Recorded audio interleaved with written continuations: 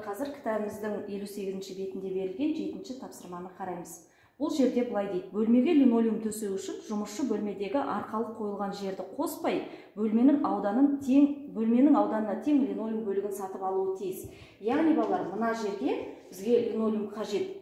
Бөлменің жалпы ауданы белгісіз. Яғни бөлменің жалпы ауданы белгісіз.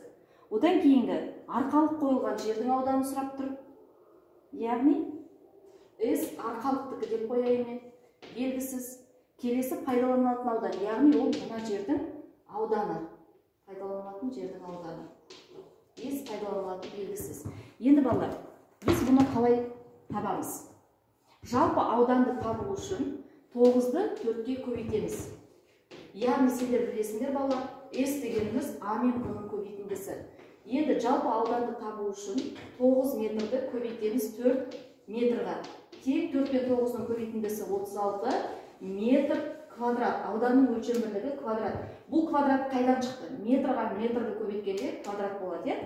Келесі, мен жалпы мына бөлменің ауданын таптым. Енді келесі мына ортасындағы бос орынның ауданын табам. Оны 3 метрді көбейтемін 2 метрға. Тең 6 метр болады. 6 квадрат метр. Енді бізге пайдаланылатын жердің ауданын табу үшін балалар, жалпы ауданнан мына жердің ауданын алып тастаймын. 36 квадрат метр азайту 6 квадрат метр. Тең 30 квадрат метрға болады. Олай болатын болса, жәнегі құрылысшылар балалар 30 квадрат метр линолеум алуы қажет болады екен.